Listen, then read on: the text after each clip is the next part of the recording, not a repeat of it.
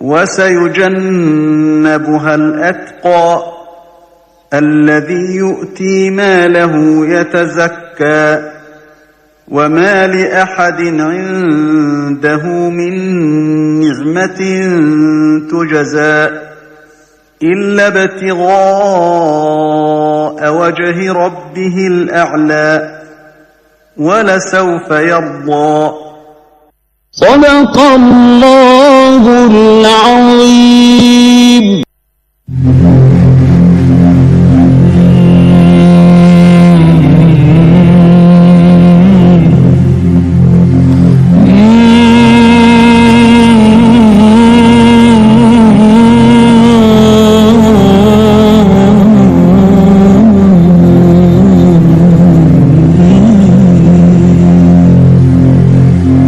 الصلاة الرحمن الرحيم. الحمد لله ثم الصلاة والسلام على أشرف الأنبياء والمرسلين أفضل صلوات الله وسلامه وبركاته عليه. أما بعد السلام عليكم ورحمة الله وبركاته. inakusomeza abiri mulumu mwezi guno ogwa Jumada al-Awwal omwaka 2039 Hijriya. Radio yetu Pal FM program ya da'wa tujiguddewo na Qur'an al-Karim suratu al-Layl. Suratu al-Layl yetuguddewo nayo okuva wa Sheikh Ali Abdurrahman al-Hudhaifi imamu wa khatib wali ku masjidi ya Nabi Muhammad sallallahu alaihi wasallama e Madina. Ya tuguliddewo program ya kiro kya leero nenga seka wange naam tusenso okuddamu kusinkana oluvanyuma أي غايب السنين أنت والله غايب السنين. إيه مرة غايب السنين. أخباركم كيف؟ الحمد لله. كيف الحال؟ ممتاز الله علينا جميعا. إيش البرنامج الليلة؟ إيش عندنا؟ طيب حق المسلم على المسلمين. طيب amatendo amalungi agogerwako mu butuufu ga Allah subhanahu wa ta'ala wekitiibwa ali waggulu. Tumutendereza subhanahu wa ta'ala ne tumusaba okutuyamba n'okutuwonya awamu n'okutusonyiwa obubi bw'emyoyo gyaffe n'obubi bw'ebikolwa byaffe. Oyo yenna Allah subhanahu wa ta'ala gwaba alungamizza teryasobola kumubuza ne gwaba abuzizza teryasobola kumulungamya. Nkakasa mu mutima gwange era nenjatuza n'olulimi lwange nti teri kisinzibwa mu butuufu okujjako Allah yekka atalina kimugattibwako kyonna na kimu. Era nkakasa mu mutima gwange nenjatuza n'olulimi lwange nti Muhammadin sallallahu alaihi wasallam muddu wa Allah era mubaka we. Ebigambo ebisinga okuba ebituufu nga by'amazima kitabo kya Allah ye Qur'an entukuvu y'ekitiibwa. Obulungamu obusinga okuba obulungi bwe bulungamu bwa Nabi Muhammadin sallallahu alaihi wasallam entuufu. Ebigambo n'ebikolwa ebisinga okuba ebibi ebizule mu ddiini. Buli kizule kyonna kiba kigunje ate buli kigunje kyonna kiba kyabubuze ate buli kyabubuze kyonna kiba kitwala abantu mu muliro. Abange mwabakkiriza mutye Allah mu butuufu bw'okumutya era temutuukibwako okufa okujjako nga muli abasiraamu abannamaddala. Abange mwabakkiriza mutye Allah era mwogerenga ebigambo ebituufu. Allah abalongooseza emirimu gyammwe era abasonyiwe ebibi byammwe. Oyo yenna agondera Allah n'omubaka we Muhammadin sallallahu alaihi wasallam abayesimye obwesiimo olunene. Abange mu abantu mutye omulabirizi wammwe Allah oyo ebatonda nga abajja mu mwoyo ogumu era mwe yatonda mukyala waago n'azaalukusa okuva mu gyombuliri abasajja bangi n'abakyala. Mutye Allah oyo gwe musabirigana ku lulwe kuva dda nga Allah mutunuulizi gye muli. Inna Allah kana alaykum rakiba. عن أبي هريرة رضي الله عنه أن رسول الله صلى الله عليه وسلم قال حق المسلم على المسلم 5: رد السلام وعيادة المريض واتباع الجنائز وإجابة الدعوة وتشميت العاطس. متفق عليه. وفي رواية لمسلم حق المسلم 6: إذا لقيته فسلم عليه وإذا دعاك فأجبه وإذا استنصحك فانصح له وإذا عطس فحمد الله فشمته وإذا مرض فعده. wa idha mata fattabi'uhu. Hadithun ngejiwa kwa Abi Hurairata okusima kwa Allah kubere kuye omubaka wa Allah okusasira n'emibere kuye yagamba haqqul muslimi obuvunanyizibwa bw'omusiraamu ala al-muslimi ku musiraamu munne khamsun biri ebintu bitano. Raddu salami bw'abanga akutoledde salaamu okumuddamu salaamu ekyokubiri. Wa iyadatul marid bw'abanga mulwadde okugenda n'omulabako n'okumusabira ku dduwa Mungu amusuuse. Wattiba'ul janaiz bw'abanga afudde n'omuwerekerako oba n'omuzinga n'omusaalira n'omunaaza n'omuziika. Wa ijabatu da'awati bw'aba akuyise shukuru, aqiika, mbaga n'ebirala kuyingira nnyumba bw'abanga akuwadde kaadi ng'alina omukolo ewuwe kyandibadde kituufu okuwanukula omulanga gwe ng'akuyise. Wa tashmitul aatisi bw'aba yasimudde n'agamba nti alhamdulillah mugambe yarhamukallah. Hadithi bajegattako Bukhari ne Muslim. Ate Muslimu yekka mu njogera endala ye agamba ebivunaanyizibwa by'omusiraamu ku musiraamu munne biri mukaaga. Idha laqitahu bw'oba omusanze mu kkubo n'omusinkana fasallim alayhi mutolere essalaamu. Wa idha da'ak bw'abanga akuyise mu makaage fa ajibuhu mwanukule ng'akuwadde kaadi. Wa idha istansahaka bw'aba akusabye okubeera nga oba akwebuuzizzaako muwe fansihla muwe ekituufu oba nga akwebuuzizzaako okumuwabula beera nga omuwa ekituufu n'okumulamula obulungi. Wa idha atasa bw'abeera nga yasimudde fahamidallah n'agamba nti alhamdulillah fashammituhu mugambe yarhamukallah.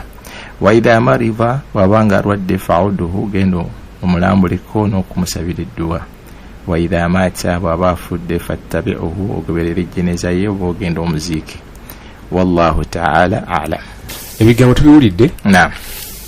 Zimuniwe ebinkanze. Bw'aba akuyise ng'akuwadde kaadi nga wali siwuddemu nti kakadi nga banyi bakeeta mu Luwarabu naye nga sikawulidde nga iro yakiwulira kakadi. Ebigambo bya nabbi bitono mu bigambo naye ng'ate mu makulu bigazi. Era kyensonga lwaki yalina enkizo okuba bannabbi bonna basigadde. Utiya jawami al-kalim, nabbi yaweewa ebigambo bitono ate nga birina amakulu mangi. Kati for example hadithi yaffe n'esooka egamba nti nabbi sallama yagamba obuvunaanyizibwa bw'omusiraamu ku musiraamu munne biri ebintu bitano. Ekyo bakyegattako ye ne Muslimu ne Bukhari. Ate Muslimu yagamba nedda obuvunaanyizibwa by'omusiraamu ku musiraamu munne biri ebintu mukaaga. Naye ate bw'osoma hadithi endala nnyingi nnyo ojja kwesanga nti obuvunaanyizibwa bw'omusiraamu ku musiraamu munne busukka 50 awamu n'ekyo nga byonna biri ku hadithi. Biri mweyemu? Hadithi bingi bugamba bino si bagamba falbidaya entandikwa ya hadithi eno tu'linu sarahatan yajja directing egamba haqqul muslimi ala al muslimi khams tobuvunanyizibwa bw'omusiraamu ku musiraamu munne biri ebintu bitano. Wal hasr huna nabbi sallallahu yagamba muwendo bitano wa mukaaga laysa maqsuda lahu al-iqtisal ala hadhihi al-wajibat. Enti ebyo bitano ebyo oba omukaaga byokka byebivunanyizibwa omusiraamu ku musiraamu munne. Wa innama naye jaa at-tahdiduha li ahamiyatuha byayinza okubanga yayogera ebyo bitano oba omukaaga olw'ensonga nti biyinza okuba byali kurusho nnyo mu kiseera ekyo olw'ensonga nti mahalil amal bimafuhumihi ma lam yu'lam khilafu. Bwabeera nga tukkiriziddwa ebyo bitano okubeera nga nabbi ayogedde oba omukaaga ate tebigaana ebyala egize eki ebirala ate ebiriko hadithi endala ate era nga nabyo nabbi sallallahu yabiraga mbuno biki nabyo bivunanyizibwa bya musiraamu ku musiraamu munne. N'olwekyo falhuquq almutaakkida kathira obuvunanyizibwa bw'omusiraamu eri omusiraamu munne bungi nnyo. Mafula amangu waliwo yayogera bitano wolo mutula nagiro mukaga mutula nagiro ekimu mutula nagiro ebibiri mutula nagenda ngakyusa kati okugaziya mu kino kandi teyo mudakiika nga 3 oba nga 4 ebiri ku hadithi nga buvunanyizibwa bw'amaanyi nga nabbi ne yagamba obuvunanyizibwa bwa musiramu ku musiramu munne naye nga hadithi sijja kusoma olwaleero ekisooka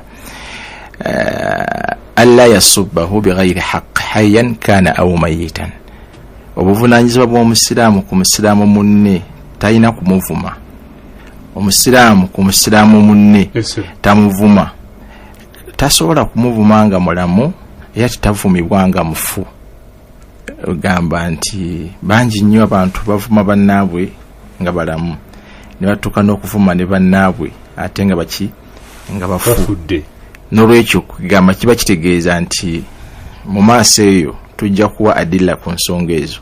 Ekyokubiri alla yahsuduhu omusiraamu ku musiraamu munne tamukolera nsaarwa au yadhunna bihi su'an oba munno n'omulowoozesa ekibi gwe n'olowooza muye kibi ate nga ebyo byonna biri ku hadithi nabbi yagaana.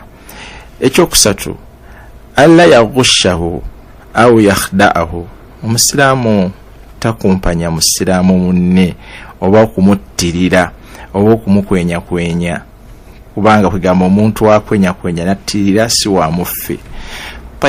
Era hadithi nyingi nnyo nga zigamba alla yaghdurahu au yakhuna omusiraamu tasobola kubeera nga omusiraamu munne mulyamu olukwe oba okubeera nga akola obunnanfuusi ku ye. Ayu khaliqahu bi khulqin hasana omusiraamu ku musiraamu munne alina okubeera nga yeeyisa naye empisa ennungi. Omusiraamu weeyisa n'omusiraamu munno empisa nnungi. Ayu waqirahu in kana kabiran omuntu senga akusinga ku myaka nga mukulu kuggwe olina okumuwa respect kubanga omuntu akusinga okubukulu omuwa kivola wani mu Buganda oli wabanga mukulu wo tosobola kumuyita linnya lye omuyita baaba kugamba ekyobuvunanyizibwa ku musiraamu eri omusiraamu munne okubeera nga amuwa ekitiibwa ne dignity n'okubeera nga ddala okusinga bw'abeera nga mukulu ku ye. Ayansafahu min nafsihi wa yuamiluhu bima yuhib okubeera nga abeera mwerufu gyali n'okubeera kwegamba nga akolagana naye mu mbeera ennungi n'oli gwakolagana naye gyayagala. Ayafuwa an zallatihi omusiraamu obuvunanyizibwa ku musiraamu munne bw'abeera nga alina kyakoze mu ngeri y'obutanwa oba nga alina ensobi gyakoze n'obeera nga osobola okubeera nga omusonyiwa wayasituru an auratihi n'omubikkirira n'obeera nga bubongo bw'alina ate tobuusaasanya mu banno. Ayo saidahu omusiraamu ku musiraamu munne alina okubeera nga amuyamba ila hitaja ila musaadatihi bw'abanga akusabye okubeera nga omuyamba. Ayu'idhahu idha ista'adha billah ayinza okubeera nga ali mu kuzikirira ayagala okumutaasa akuba enduulu olina okudduka emisinde okubeera nga omutaasa n'okumuyamba. Ayu'tiyahu idha sa'alahu billah senga bakusabye lillah timunange payo ku kino na kino bakiki bayina bagenyi bazze masowaani n'ebirala kubeera nga omuwa. Ayukafi'ahu ala ma'rufihi au yad'u lahu singa omuntu aba akoledde omulimu omulungi okubeera nga omuwa empeera ku ekyo kyakoze ekimujyamu oba tosobodde okubeera nga omusabira ku dduwa oba tosobodde okumuwa mpeera ku ekyo kyakoledde. Alla yaghtabahu si kirungi kugeya musiraamu munno oba okumukakkanya n'obeera kwegamba ng'olinga n'omulinnyako n'ebisootosoto buddira ebisembayo. Alla yahjurahu akthar min 3 ayyam musiraamu ku musiraamu munno tosobola kumusenguka noba n'omukyawo okumala ennaku 3 n'okweyongerayo. Ayatawadha ala omusiraamu omulungi ku musiraamu munne alina kubeera nga muwembwefu gyali wala yatakabbar alayhi n'abeera nga takola lunkulu ku ye omwekulizaako. Alla yamussahu bisu omusiraamu ku musiraamu munne tomuteeka ku kabenje oba kwagala mukazi we oba kukola kutya ebintu ng'ebyo au yanaaluhu bimakruh oba n'omutuusaako akabenje oba kyatamwa. Ekidira ekisembayo ayuhibba lahu ma yuhibbu li nafsihi, okubeera nga omusiraamu ayagala musiraamu munne n'ekyo kyennyini ekyo kyeyagaliza omwoyo gwe. Amatenda amalungi ga Allah subhanahu wa ta'ala okusaasira n'emirembe w'ekitiibwa Nabbi Muhammad sallallahu alaihi wasallam. Nga bwe tugambye wagguluko nti iqtasala sallallahu alaihi wasallam ala ma dhukir. Nabbi yagamba nti haqqul muslim ala al-muslimi khams, obuvunaanyizibwa bw'omusiraamu ku musiraamu munne buli butaano: raddu salaami, kuddamu salaam; iyadatul marid, okulambula omulwadde; ittiba'ul janaiz, okugoberera okugenda okuziika afudde; wa ijabatu da'awati, okwanukula omulanga nga akuyise automatically alina kuwa kaadi oba okugamba nakyo kiba kya bbeeyi; wa tashmitul atish, n'okumuddamu yarhamukallah nga amaze okwasimula nga agambye alhamdulillah. Ate wa musilimu ye yagamba mukaaga. Ne tugamba nti waqtusira ala ma dhukir, nabyo okwogera ebyo ebitaano b'omukaaga, liannaha almashru'a idhak, ekiseera ekyo Nabbi sallallahu alaihi wasallam byalaba nga bebikakata mu sharia ku basiraamu. Wa ma'adaha, binato ebyajja oluvannyuma, shuri'a ba'daha, Nabbi sallallahu alaihi wasallam n'abiteekawo oluvannyuma lw'ebyo bye yasooka okwogera. Oba ba ulama'ul ahadith wa shurahul ahadith bagamba nti liannaha, oba osanga al-ansab bihali sami'ina bitasahulihim fiha wa shuddat ihtiyajuhum ilayha, ekiyinzika okuba nga byalabanga bino byali kuba kubyali abuulirira nga bye byali bibajjamu ekiseera ekyo, oba n'alaba nti nno baabiraba nti nno nga babiraba nti si bikulu nnyo, n'abiteekako amaanyi n'agamba nti njagala bino mu bitwale nga byabuvunaanyizibwa.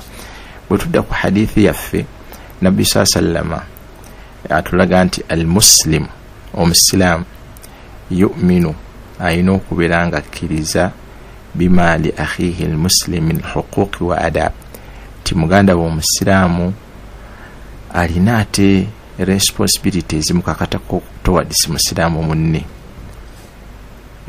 Wa adab, waliwo n'enneeyisa yajibu lahu alayhi, enneeyisa omusiraamu gyalibadde yeeyisa eri musiraamu munne. Wa huwa ya'taqid, omusiraamu oyo alina okukakasa annaha ibadatullahi subhanahu wa ta'ala, obuvunaanyizibwa buno bwagenda okubeera nga implementing eri musiraamu munne ibada eri Allah subhanahu wa ta'ala. Fa fi'luha idhan, okukola ibada eyo Nabbi sallallahu alaihi wasallam ebyo byakugambye ebitaano b'omukaaga, ta'a lillah, mulimu okutya Mungu, wa qurbatan lahu biduni shakk, n'okubeera nga obona obikoze ojja kuba nga osemberedde kumpi eri Mungu subhanahu wa ta'ala. Wa min hadhihi al-huquq, ebimu ku bintu ebyo Nabbi sallallahu alaihi wasallam byajje ayogerako, nga bwe tugambye nti n'ebigambo bya Nabbi bitono naye ate okugezaako okubigaziya ate biba bingi nnyo. Kati for example, Nabbi sallallahu alaihi wasallam agamba ifsha issalam, okusaasaanya salaam. Kino nno kikulu nnyo.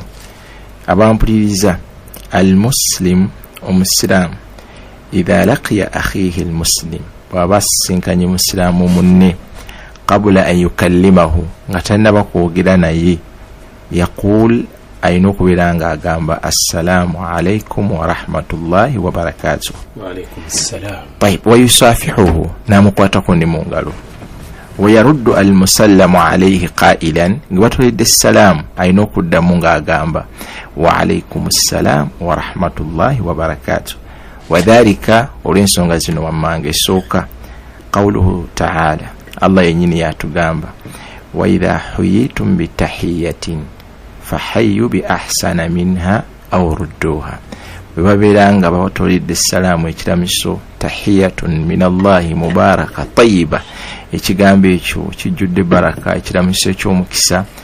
Ate bwe mbanga oli kibatoledde, mubeere nga mukiddamu n'okubeera ate nga muddamu n'okusinga oyo kyaba atodde. Kyategeeza nti buli bwagamba nti assalaamu alaikum, osobola okuddamu n'ogamba nti wa alaikum assalaamu wa rahmatullahi wa barakatuh.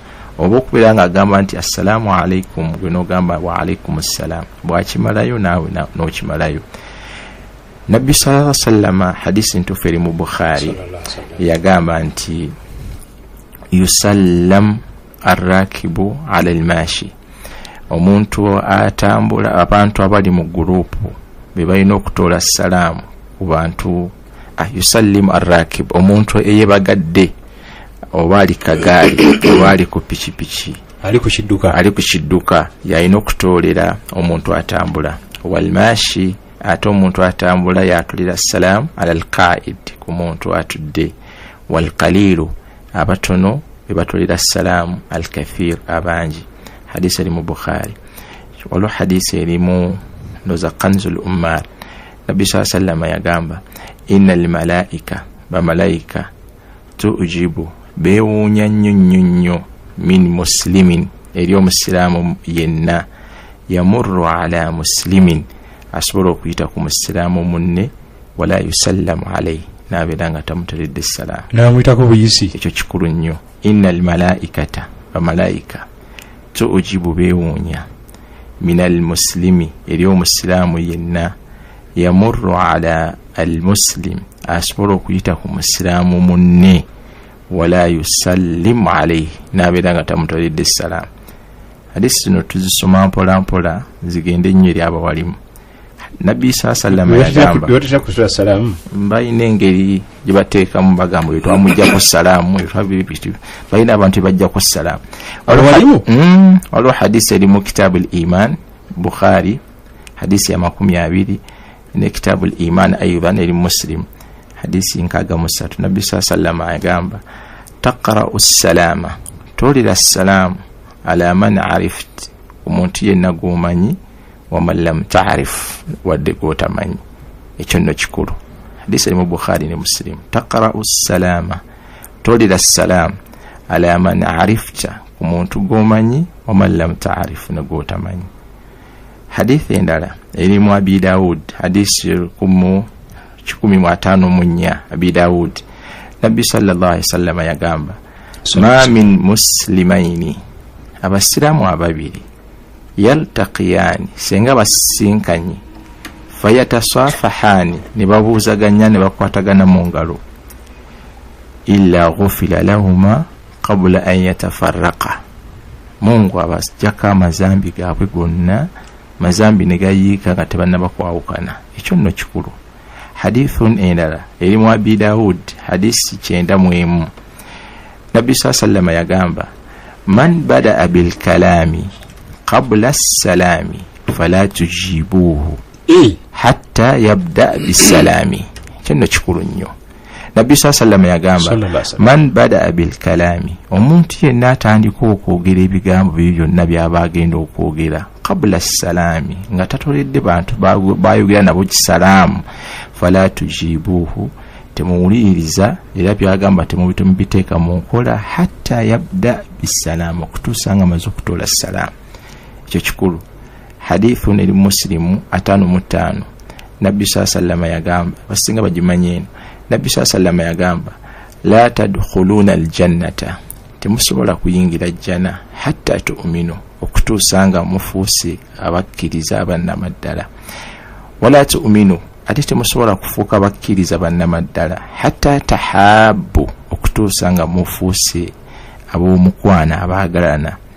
Nabbi kyava abagamba awala adullukum ala shay'in, mbabulireyo mbalagireyo ekintu kitono nnyo ate nga kyangu, idha fa'altumuhu, bwe munaaba mukikoze, tahababtum, mujja kufuuka ab'omukwana abaagalana. Ne bagamba bala ya Rasulullah. Nabbi n'agamba afshu salama bainakum, musaasaanye salaamu, mutweragane salaamu. Nze bino nkikugamba, nze nali ngenda kwaka edyezi ezimu genda kusaala, ne tusinkana abasiraamu baagana okututolera salaamu wadde okuddamu yaffe. Lwaki? I don't know, simanyi. Oba tebabalaba, lwaki obalowoleza nti n'enkofiira ayinza okuba ebirowoozo bingi nga tutojja n'ewuzu ne tuddamu, naddamu naga nti afu tetubaddamu salaamu. Baba yagamba ekyo kirala. tuli mu saa Mungu atusaasire. Ezo nno hadisi zonna ziraga ekyo kimu kyokka nabbi kyayogera. Tusomeyo ekyokubiri. Nabbi sallallahu yagamba iyadatul marid, kugenda okulambula omulwadde. Al-muslim, omusiraamu, yaudu akhihi al-muslim, ayina okugenda okulambula muganda we omusiraamu idha marid, bw'abanga alwadde. Wayad'u lahu bishafaa'i, nasaba ni Mungu subhanahu wa ta'ala amwe omusuuse obulwadde. Liqawlihi sallallahu alayhi wasallam, hadisi eri Muslim 2569. Nabbi sallallahu yagamba inna Allah azza wa jalla yaqul yawm al-qiyamah, Mungu agenda gamba ku lunaku lw'enkomerero, yabna adam, mwana Adamu, maridtu, narwala, falam ta'udni, nogana okujja okundaba. Qal, mwana Adamu agenda gamba ya rabbi, ayi Mukama Katonda, kaifa a'uduk, ngeri kinjenyizi gy'okulaba obulwadde obukuluma, wa anta rabbal alamin, ate nga gwe omulezi w'ebitonde byonna. Qal, Allah kyavaddamu ma alimti, gwe tuwakitegeerako, anna abdi fulan, nti muddu wange Kamadi bwati ni bwati, maridha, yarwala, falam ta'uduhu, nogana okumulambula. Ama alimti, gwe tuwakitegeerako, annaka senga law uttahu, senga wagenda nolaba musajja oyo yali mu ddwaliro Kamadi ng'ali mu ddwaliro mulwadde, nogenda n'omulabako, lawajadtani indahu, wandinsanze nga wendi awo. Allah, ekyo nno kikulu nnyo. tunida kikasatu sebo. Pipe kana nsomye hadisi n'okwezi kwatagana ku kulambula obulwadde tumalirize. Pipe hadithu n'endala eri mu Bukhari ne Muslim. Nabbi sallallahu yagamba udu al-maridha, mugende mulambule ku balwadde, wa at'imu al-ja'i'a, era abayala mubawe ekyokulya, wa fukkul il'ani, n'abali mu makomera nga beetaaga buyambi kuvaayo n'ebirala, mukole ku nteekateeka zaabwe okuva mu kukomera n'ebirala. Hadisi eri mu Bukhari ne Muslim. Hadithu n'endala Aisha radhiyallahu anha yajogera, yagamba anna nabiyya sallallahu alaihi wasallam, yali nabbi sallallahu alaihi embeera zonna kana yaudu ba'd ahli, abantu byabamukwata kabo kumpi barwala nga yagenda nga abalambula, fayamsah biyadihi al-yumna, nabakwatako bwati, wayaqul, nga bwagamba Allahumma rabban nasi adhhab al-ba'sa ishfi anta shafi la shifaa illa shifaa'uka shifaa'an la yughadiru sakama. Hadithu nilimu Ahmad. Nabbi yagenanga eri omulwadde yamusomeranga edduwa egamba Allahumma rabban nasi, gwe Katonda w'abantu, adhhab al-ba's, obulumi ne pain bwalina bumujjeeko, washfi, omuwe obulamu obulungi, anta shafi, gwa awonya, la shifaa, tewaliwo okuwona na kuwonyezebwa, illa shifaa'uka, okujjako okuwona nga kuvudde gy'oli, shifaa'an, atugobobwanga owonyeza omuntu, la yughadiru sakama, tuterekaawo pain yonna. Saba Mungu atuteekemu abo. Amina rabbi. Hadithi nesembayo, hadisi ya al-Barra ibn Azib eri mu Bukhari, hadisi 1505, omujalladu ogw'omunana kisinziro omulange omujalladu gwa 7. Nabbi sallallahu ya hadisi ya Barra agamba amarana Rasulullah sallallahu alaihi wasallam, nabbi yatulagira bi'iyadati al-maridhi, okugenda okulambula abalwadde, wattiba'il janaiz, n'okugenda okuziika n'okusaalira ababa bafudde, watashmitul aatisi, n'omuntu aba yasimudde wabanga agambye alhamdulillah n'tumugamba yarhamukallah, wa ibra'il muqsim, omuntu bw'abeeranga ayina kyalayidde ate nga kilayidde ku ggwe, then olina okubeera kyakukigaziya mu maaso inshallah. Then wa nasratul madhulum, n'okubeera nga alyazamanyiziddwa omutaasa, wa ijabati da'wati, n'okwanukula abakuyise wa ifsha'i salam, n'okutoola salam. Abantu babiri basatu.